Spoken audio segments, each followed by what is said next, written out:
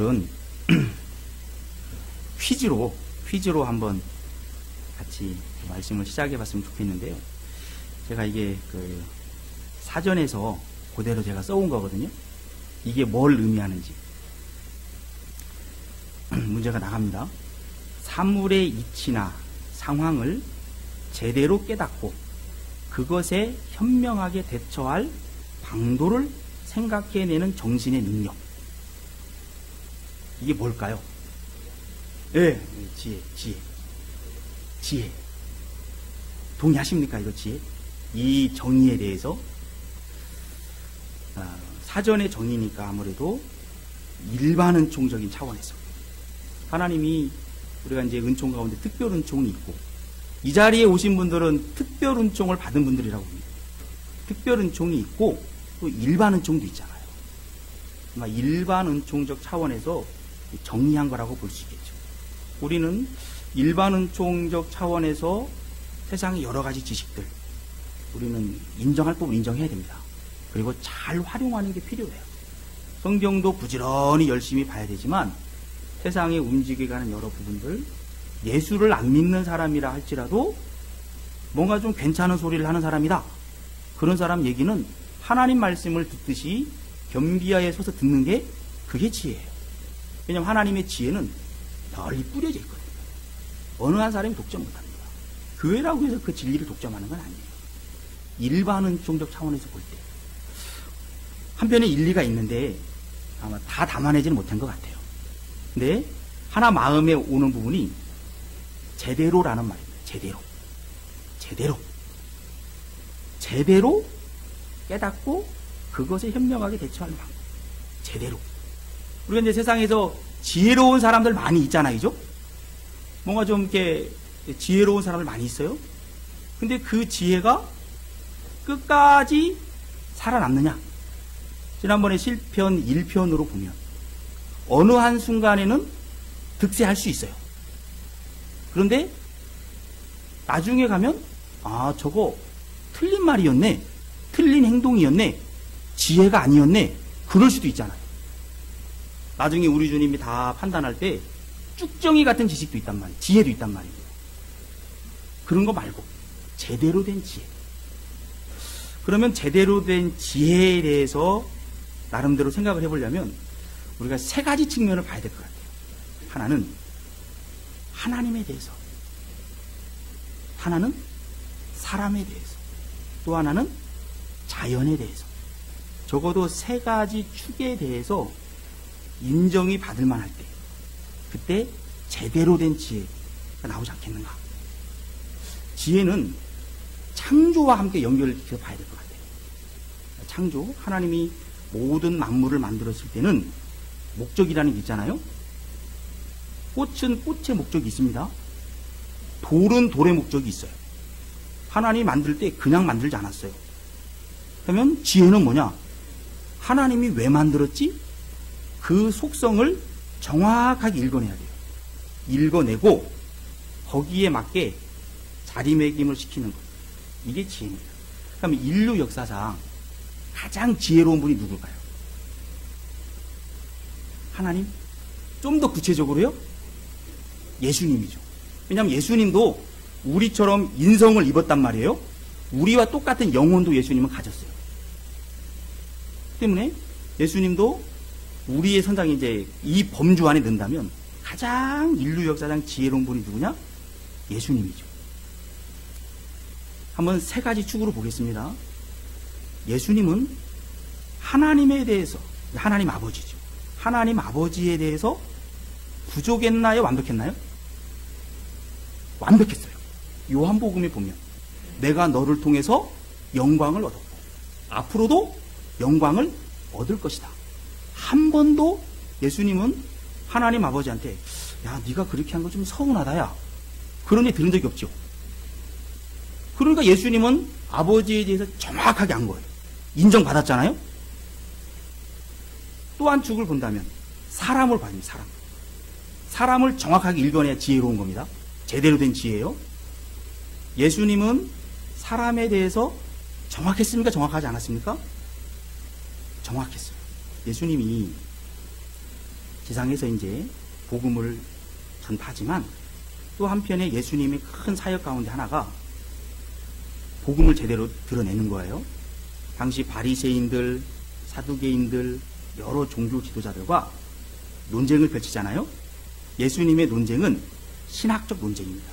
예수님과 지금 논쟁하는 사람이 가벼운 사람들이 아니에요. 나름대로 구약을 달달달 외우는 사람들이고 권세를 가지고 있는 사람입니다. 그 사람들은 법관이고 재판관이고 신학자고 권력도 가지고 있어요. 신정일제 사회에서. 그들과 논쟁을 펼쳐요. 근데 그들과 논쟁을 펼칠 때 그들이 예수님을 이긴 적이 있습니까? 없어요. 다 패합니다.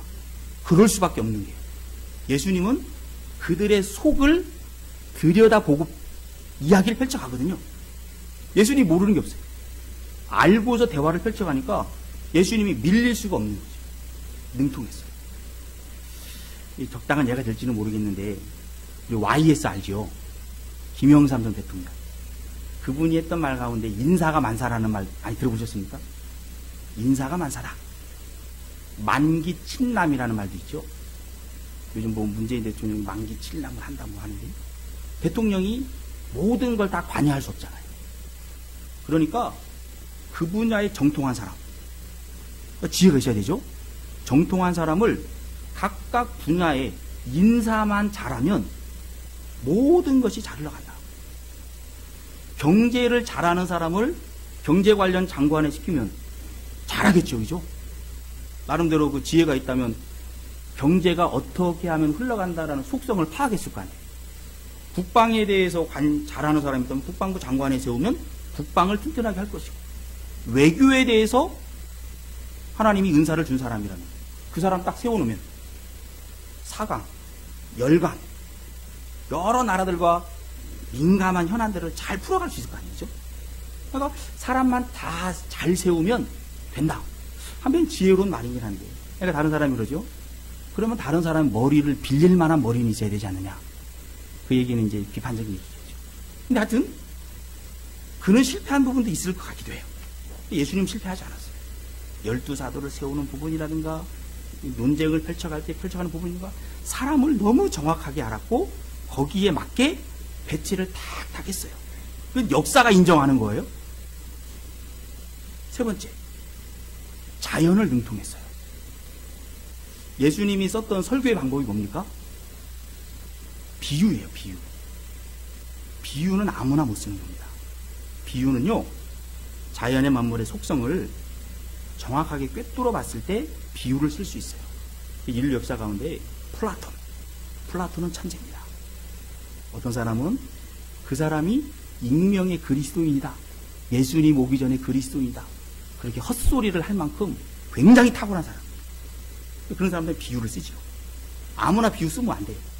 나중에 잘못했다고 들통나면 명예가 먹힐당하잖아요. 비유를 썼던 사람들은 탁월한 사람들이 역사 가운데 온전하지 않지만, 예수님은 비유로 이야기를 풀어갔어요. 마가복음에, 마태복음에 비유가 아니면 이야기하지 않았다. 그리고 제자들이 있을 때 그 비유의 내용을 풀어줬다.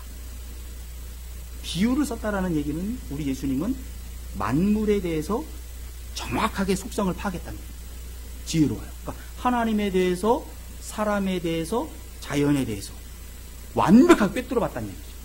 그러니 그분은 지혜로운 분이에요. 거기에 맞게 자리매김도 잘 시켰잖아요. 그 다음에 우리가 지혜로운 사람이 누가 있을까요? 아담이 지혜롭죠. 아담이 죄를 짓기 전에 아담. 창세기 2장 19절에 보면 아담이 짐승, 여러 사물들의 이름을 지었잖아요. 예수님 짐승을 데려갔을 때, 하나님 데려갔을 때 이름을 짓는다라는 의미는요, 히브리인적 사유에서 봤을 때 그 속성을 정확하게 파악했다는 의미예요. 대부분 이름대로 가거든요. 그러니까 아담은 딱 보자마자 하나님이 죄를 왜 만들었지? 어떻게 자리매김 시켜야 되지? 보면 알았다는 얘기예요. 굉장히 지혜로웠어요. 근데 우리가 그 지혜가 얼마나 탁월했는지 알 수는 없어요. 왜냐하면 그가 죄를 짓기 전에는 그 상태를 우리가 경험할 수 없잖아요. 예전에 한번 아담의 IQ가 한 2만 정도 된다. 그 다음 얘기했던 것 같아요. 근거는 없는 것 같은데 그 정도 탁월했다는 얘기죠. 우리는 한 IQ 150만 되면 천재 그룹에 들어갑니다. 멘사회원 들어가죠. 그 다음에 지어놓은 사람이 누굴까요? 우리와 성적이 같은 사람 가운데 솔로몬. 솔로몬은 아담의 범죄 이후 태어났잖아요. 우리와 성정이 같아요. 탁월한 지혜를 가졌어요. 근데 솔로몬의 지혜가 얼마나 어떤 지혜냐? 열왕기상 4장 32절에 보면요. 그가 잠언 3000가지를 말하였고 그의 노래는 1005편이며 33절에요. 그가 또 초목에 대하여 말하되 레바논의 박향목으로부터 담에 나는 우솔초까지 하고 그가 또 짐승과 새와 기어다니는 것과 물고기에 대하여 말한지라. 만물을 논했다는 얘기예요. 그래서 솔로몬의 그 탁월한 지혜는 아담의 지혜일 것이다 보는 거죠. 이게 지금 하나님 다 만든 거잖아요. 그러니까 만물의 속성을 정확하게 속성을 알아낼 수 있다는 솔로몬 지혜가. 그 정도로 탁월한 사람이에요. 솔로몬이. 놀라운 지혜를 가지고 있죠. 자, 그런데 우리가 여기서 한번 이제 솔로몬의 지혜에 대해서 오늘은 좀 살펴보길 원합니다. 오늘 본문은 필요하면 차후에 한 번 더 보는 걸로 하고요. 한 14절을 중심으로 한번 보기를 원하는데요. 솔로몬이 놀라운 지혜를 가졌습니다. 근데 솔로몬의 지혜가 한계가 있습니까? 없습니까? 한계가 있어요. 이건 솔로몬의 지혜를 아담의 지혜라고 봤을 때 아담한테서 그 힌트를 얻을 수 있습니다. 아담은 왕입니다. 왕인데 하나님처럼 그런 전능한 왕은 아니고 아담을 대리자적 왕이라고 불러요. 신학적으로. 그럼 대리인이 있죠. 법률에서 본인이 있고 대리인이 있잖아요. 굉장히 중요한 개념이잖아요. 왕은 왕이긴 한데 대리인이에요. 하나님한테 위임받은 거죠. 아담의 지혜가 한계가 있다라는 걸 뭘로 알려줍니까? 선악을 알게 하는 나무예요. 아담이 에덴 동산에 있을 때 왕과 같은 존재죠. 모든 짐승들도 아담한테 순종합니다. 그렇죠? 그러면 스스로 그럴 건 나는 역시 왕이구나. 그러다가 동산 가운데를 딱 보면 뭐가 서 있어요? 선악을 알게 하는 나무가 서 있잖아요. 그걸 딱 보는 순간 하나님이 내 진짜 왕이지. 그걸 의식하라고 동산 가운데 어디에서든지 보는 곳에 그걸 딱 심어놓은 거예요. 이게 한계예요. 놀라운 지혜를 가졌지만 너의 한계는 선악을 알게 하는 나무다. 그 판단은 나에게 물어야 돼. 한계까지 딱 줬어요. 이걸 정확하게 본 사람이 또 누굽니까? 솔로몬이에요. 우리 전도서 12장 한번 볼까요? 12장이 전도서 마지막 장입니다. 12장 14절인데요. 13절에 보면 이런 말이 나와요. 일의 결국을 다 들었으니 하나님을 경외하고 그의 명령들을 지킬지어다. 이것이 모든 사람의 본분이니라. 14절입니다. 하나님은 모든 행위와 모든 은밀한 일을 선악간에 심판하시리라. 선악과가 언급이 나오잖아요. 그 판단은 하나님에게 있다. 그러니까 솔로몬이 놀라운 지혜를 가지고 이걸 본인이 어겨본 다음에 불순종해본 다음에 이 고백을 해요. 너희는 하나님의 말씀을 들어야 된다. 아담도 들어야 됐는데 못 들어서 실패했다. 나도 놀라운 지혜를 받았는데 나도 그걸 못 들었다. 나도 실패했다. 그러나 이 말씀을 듣고 읽는 너희들은 우리를 반면교사로 삼고 하나님의 말씀에 순종해라. 솔로몬이 대단하긴 대단한 거예요. 하나님의 지혜 단맛이. 자, 아담은 대리자적 왕입니다. 그게 한계예요. 그럼 솔로몬의 지혜는 어떤 지혜냐? 우리 오늘 본문으로 가겠습니다. 솔로몬이 그 1000번제를 드렸어요. 그 다음에 하나님이 이제 그에게 나타나죠. 뭘 줄까? 9절에 보면 듣는 마음을 달라고 그랬잖아요. 그죠? 듣는 마음을 달라. 그리고 11절에 보면 오직 송사를 듣고 분별하는 지혜. 그 지혜를 솔로몬이 구했다라는 겁니다. 그럼 솔로몬의 지혜는 어떤 지혜입니까? 듣는 지혜. 듣는 지혜. 이게 솔로몬의 한계예요. 어떻게 하면 그 지혜가 영원할 수 있느냐? 요 한계를 잘 이해하면 길이 장수할 수 있고 그 나라가 길 수가 있어요. 이게 한계점으로 오는 건데요. 예수님은 어떤 지혜입니까? 예수님은 듣는 지혜예요. 우리 요한복음 1장 47절 48절에 보면요, 예수님의 지혜의 한 단면을 보여주거든요. 1장 47절에 예수께서 나다나엘이 자기에게 오는 것을 보시고 그를 가리켜 이르시되 보라, 이는 참으로 이스라엘 사람이라, 그 속에 간사한 것이 없도다. 48절에 나다나엘이 이르되 어떻게 나를 아시나이까? 예수께서 대답하여 이르시되 빌립이 너를 부르기 전에 내가 무화과 나무 아래에 있을 때 보았노라. 예수님은 지금 그 사람을 보고 그 사람을 평가하는 겁니까? 아니, 그 사람 얘기를 듣고 평가하는 거예요? 아니죠. 이 사람이 예수님을 보기 전에 이미 예수님은 알았어요. 듣지 않고도 예수님은 볼 수 있는 지혜예요. 창조사의 지혜죠. 그러니까 예수님 자체를 지혜라고 표현하잖아요. 근데 솔로몬의 지혜는 듣는 지혜입니다. 듣기 전에는 판단 못해요. 그게 한계라는 거예요. 그러면서 오늘 말씀 15절까지 읽었잖아요. 열왕기상 3장에서요. 그 뒤에 재판 이야기를 해놓습니다. 요걸 통해서 솔로몬이 가진 지혜가 듣는 지혜고 그것이 솔로몬에게는 한계일 수 있다라고 하는 것을 보여주는 거죠. 어느 날 두 명의 창기가 이제 오는 겁니다. 왕 앞에. 오기 전에 한참 싸웠겠죠. 이 두 사람이 한 집에서 살았대요. 17절에 보니까. 근데 거의 3일을 차이를 두고 해산을 했다라는 겁니다. 그런데 19절에 그 중에 한 여자가 자다가 아이를 눌렀나 봐요. 죽었어요. 그러다가 밤중에 그 사흘 차이로 태어난 그 여인의 아기와 맞바꿔친 겁니다. 그러니까 그 어미는 자기 자식을 알잖아요. 젖을 먹으러 21절에 일어나 보니까 자기 아들이 아닌 거예요. 그래서 이제 서로 이제 싸우는 거죠. 22절에 다른 여자는 이르되 아니라 산 것은 내 아들이요 죽은 것은 내 아들이라고. 이 여자는 이르되 아니라 죽은 것이 내 아들이요 산 것이 내 아들이라 하며 왕 앞에서 그와 같이 쟁론하는 겁니다. 솔로몬이 잘 들어보는 거예요. 듣고서 하나의 방편을 쓰는 것이요. 24절에 칼을 가져와라. 그리고 산 아이를 둘러 나누라. 그래서 반씩 가져가게끔. 딱 그 얘기를 하니까 진짜 어미는 어떻게 되는 겁니까? 26절에 마음이 불붙는 것 같았다. 이게 마음이라는 말이 한편은 자궁이라는 말이고 단수로는, 복수로는 궁율의 마음. 그러니까 이 어미는 그 살아있는 아이가 자기 아이잖아요. 그 아이가 죽는 것을 어떻게 보겠어요? 설령 자기가 못 키워도 그 아이를 살리고 싶은 게 부모의 마음이잖아요. 그러니까 솔로몬이 이런 과정을 통해서 진짜 어미의 마음, 그 소리를 읽어내는 거죠.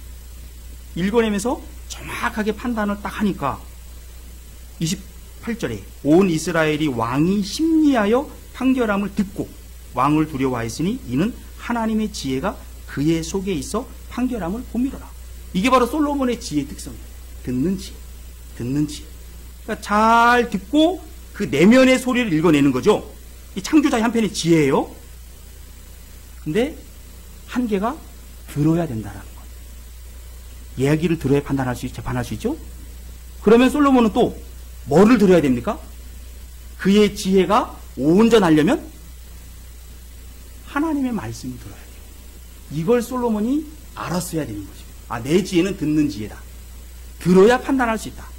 그러면 나의 진짜 왕이신, 나를 왕으로 세우신, 다윗 이어서 왕으로 세운 그 하나님의 말을 내가 들어야 된다.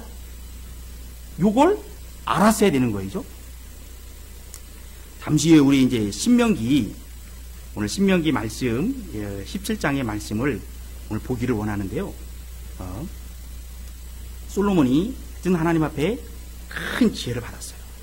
그 지혜가 얼마나 대단한 건지 우리 한번 잠시 이 부분들을 보기를 원하는데요. 우리 잠언에도 보면 그 무엇보다도 뭐를 구하라고 합니까? 지혜를 얻어라. 지혜. 3장에 보면요. 오른손에는 장수가 있대. 잠언 3장이에요. 오른손에는 장수가 있고 왼손에는 부귀가 있대요. 지혜는 그 얻는 자에게 생명나무래요. 지혜를 가진 자는 복되다. 잠언 4장 7절에는요. 지혜가 제일이니 지혜를 얻어라. 금보다도 은보다도 지혜를 얻으라는 겁니다. 그러면 지혜를 얻으면 뭐가 따라와요? 부가 따라와요. 귀가 따라와요. 귀함이 따라와요. 지식이 따라와요. 지혜가 있으니까요. 만물의 속성을 정확하게 파악하잖아요. 그게 지식 아니겠어요? 다 따라와요. 그것이 바로 열왕기상 10장에 있는 내용이죠. 역대하는 보지 않겠는데요. 10장에 보면 솔로몬의 그 재산과 지혜에 대해서 언급을 쭉 해요. 많은 왕들이 솔로몬의 그 지혜를 들어요. 솔로몬 당대에 아주 지혜로운 사람이 있었어요. 그는 모든 사람보다 지혜로워서 에스라 사람 에단과 마올의 아들 헤만과 갈골과 다르다보다 낫다. 온 천하의 당시에 애굽의 지혜를 있었거든요. 그들과 비교해 봤을 때도 솔로몬의 지혜는 탁월했다. 근데 그 지혜를 한번 들어보자 하고 명성이 퍼져나간 거예요. 올 때 그냥 옵니까? 그 사람들이? 그냥 오지 않아요. 10장 23절 24절 25절 25절에 보면요. 그들이 각기 예물을 가지고 왔더라. 돈을 싸들고 오는 겁니다. 그 지혜를 들으려고.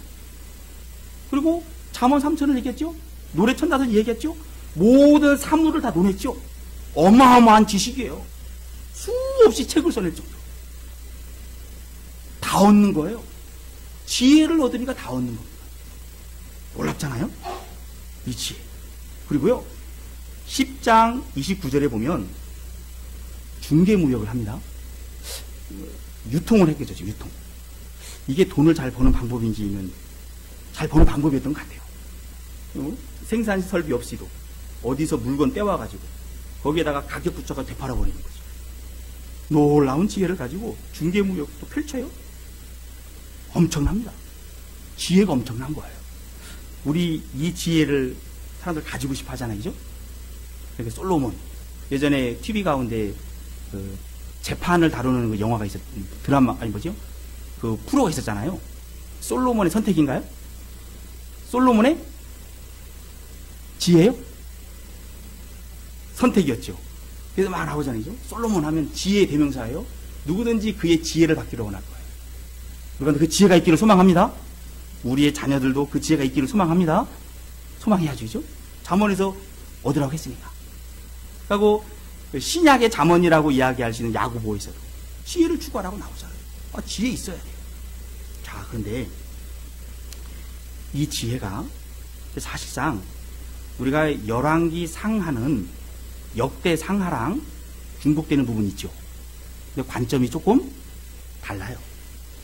역대 상하에서는요, 왕들에 대해서도요, 좋은 얘기만 많이 해놓습니다. 왜냐하면 이 사람들이 포로에서 끌려와서 새롭게 나라를 세우잖아요. 그러니까 좋은 얘기만 많이 해요. 근데 열왕기 상하는 부정적인 얘기도 다 해요. 왜 포로로 끌려갔을까 하면서 사실상 열왕기상 10장 14절 이하에 솔로몬의 재산과 지혜에 대해서 풍성하게 이야기는 하는데 상당히 부정적이에요. 이거 읽어내야 됩니다. 그렇지 않으면 오해할 수 있어요. 우리 이제 거의 마칠 때가 됐는데요. 신명기 17장 보겠습니다. 이건 펴야 될 것 같아요. 신명기 17장하고 우리 열왕기상 10장 손으로 딱 접어놓고요. 신명기 10장 우리 16절부터 주로 17절입니다. 제가 가진 구약성경 289쪽인데요. 솔로몬의 그 탁월한 지혜, 그 지혜 한계가 있는데 그 한계를 제대로 깨닫지 못하면 그 지혜가 망한다라는 겁니다. 우리 신명기 17장 16절을 읽겠습니다. 신명기 17장 16절인데요. 그는 병마를 많이 두지 말 것이요 병마를 많이 얻으려고 그 백성을 애굽으로 가게 하지 말 것이니 이는 여호와께서 너희에게 이르시기를 너희가 이후에는 그 길로 다시 돌아가지 말 것이라 하셨음이에요. 17절에요. 그에게 아내를 많이 두어 그의 마음이 미혹되게 하지 말 것이며 자기를 위하여 은금을 많이 쌓지 말 것이니라. 이스라엘 백성들이 훗날에 왕을 요구한다는 겁니다. 모세가 미리 그래서 이야기하는 거예요. 하나님 모세를 통해서요. 왕을 요구할 텐데 내가 원하는 사람을 세워라. 그리고 왕에게 이런 것을 하라고 이야기해라. 그리고 18절 이하에 보면 하나님의 말씀을 늘 옆에 두고 이 말씀을 읽어 들리게 하라. 그 말씀에 토대 위에 서야 된다라는 거죠. 그러면 그 왕위가 오래 갈 거라는 겁니다. 지금 우리 아까 열왕기상 3장에서 3장 14절에 내가 만일 내 아버지 다윗이 행함같이 내 길로 행하며 내 법도와 명령을 지키면 잖아요. 지키면 지혜 자체가 만능은 아니라는 거예요. 그걸 네가 잘 지키면 너에게 준 지혜가 유익해서 너의 날이 길 것이고 너의 왕조가 길 것이다. 그러나 그렇지 않으면 어떻게 되는가? 큰 지혜로 크게 망하는 거예요. 보십시오. 우리가 이제 신명기 말씀 읽었잖아요. 열왕기상 10장 26절에 보면요. 솔로몬이 병거와 마병을 모음해 병거가 1400대여 마병이 12000명이라 병거성에도 두고 예루살렘 왕에게도 두었더라. 많이 모았다라는 거예요. 근데 다윗은 어떻게 했습니까? 다윗은요 말의 힘줄을 끊었어요. 말이 상징하는 게 뭐예요? 군사력이에요. 내 손의 힘으로 내 왕국을 지키겠다. 다윗이 끊어버렸어요. 말의 힘줄을. 하나님이 우리의 왕입니다. 그분이 우리를 지키는 겁니다. 그 신앙이 있었어요. 솔로몬이 큰 지혜를 가지고 자기가 지키는 거예요. 근데 그 말을 얻기 위해서 어디로 내려간다라는 겁니까? 28절에 보면 애굽에서 들여왔다라는 거예요. 애굽이 상징하는 게 뭐예요? 죄악의 도시잖아요. 바벨론도 마찬가지고.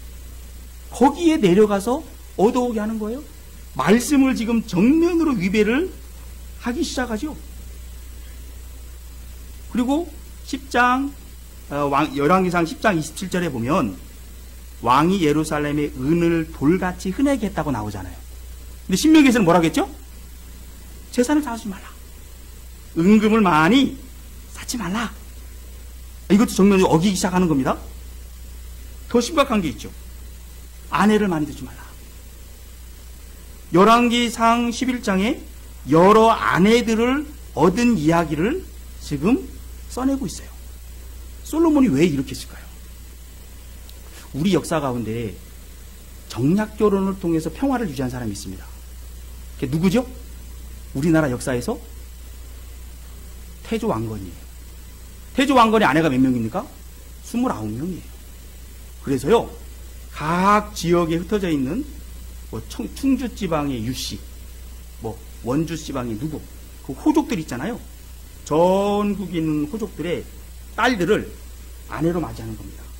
이게 정략 결혼이죠. 그렇게 하면 어떻게 합니까? 자기 딸을 줬는데 전쟁 일으키겠어요? 못 일으키죠. 굉장히 탁월하지 않아요?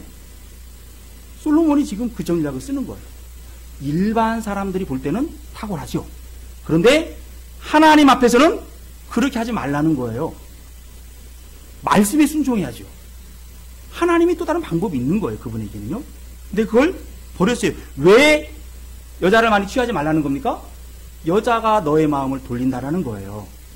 남자는 천하를 지배한다고 하죠. 남자를 지배하는 건 누굽니까? 여자예요.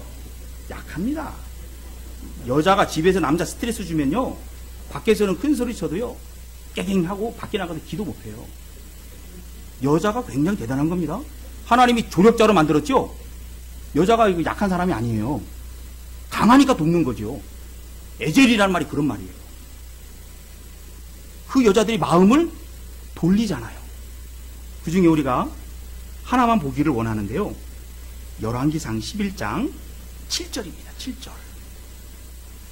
7절을 펴놓고요. 우리 한때 이제 그런 부분이 있었어요. 황우석 박사 알죠? 그분이 뭐 배아줄기세포. 줄기세포가 뭐예요? 만능세포라는 거 아니에요. 그러면서 배아줄기세포에서 막 이제 막 일어났어요. 그러니까 불치병에 걸린 사람들, 장애를 앓고 있는 사람들, 야, 저 줄기세포를 통해서 우리가 회복될 수 있다. 환상을 막 불어넣었죠.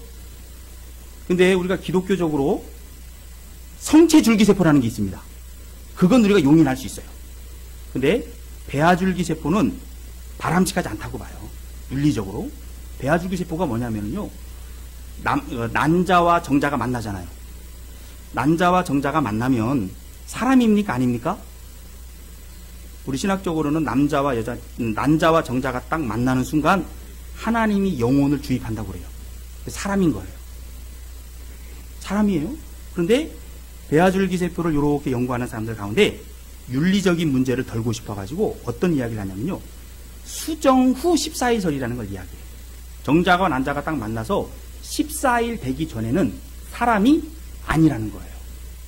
그러니까 인위적으로 그 수정을 시키는 거죠. 산부인과를 통해서 인위적으로 수정을 딱 시킨 다음에 14일 되기 전에 그걸 뽑아내는 거예요. 그게 배아줄기세포. 좋은 거예요, 나쁜 거예요? 이게 생명으로 생명을 바꾸는 거예요. 생명으로 생명을 바꾸는 거예요. 그런데요, 이게 어느 때에 이런 문제를 이스라엘 백성들 가운데 생명으로 생명을 바꾸는 일이 들어왔습니까? 7절입니다. 7절. 제가 읽겠습니다. 모압에 가증한 그모스를 위하여 예루살렘 앞에 산당을 지었고, 또 암몬 자손에 가증한 몰록을 위하여 그와 같이 하였으며. 이게 몰록이 뭡니까? 몰렉. 이게요, 자식을 태워드리는 거예요. 자식을 태워드리면서 소원을 이루고 어려움을 벗어나는 거예요. 훗날 므낫세가 이런 짓을 합니다. 하나님이 진노해요. 그를 회개 안 받아줘요. 왕조가 끝나는 겁니다. 이 암몬의 몰렉신이 인신공양을 하는 거예요. 그래서 배아줄기세포 막 할 때 이거야말로 몰렉신 숭배가 아니냐. 이걸 누가 도입했다라는 거예요? 하나님의 백성들에게 솔로몬이 도입을 한 겁니다. 솔로몬이 도입을 했어요. 그 지혜롭다고 한 솔로몬이. 그 놀라운 지혜도요, 하나님의 말씀에 붙잡힐 때 능력이 있는 거지, 말씀을 떠나버리니까 지혜가 큰 만큼 범죄도 크게 저질러요. 나라가 두둥강 나잖아요. 결국은 망하잖아요. 이스라엘 백성들이 존중하는 3명의 인물이 있다고 하죠. 아브라함, 모세, 다윗. 원래는 솔로몬이 그 자리에 들어가야 되는 거 아니에요? 최고의 지혜를 받았으니까 안 쳐줘요. 성경도 솔로몬의 그 지혜에 대해서 그렇게 긍정적으로 묘사를 하는 것 같아요. 반면교사를 하죠. 마태복음 6장 29절에 그러나 내가 너희에게 말하노니 솔로몬의 모든 영광으로 입은 것이 이 꽃 하나만 갖지 못하였느니라. 또 솔로몬 자신도 전도서 1장 2절에 뭐라고 합니까?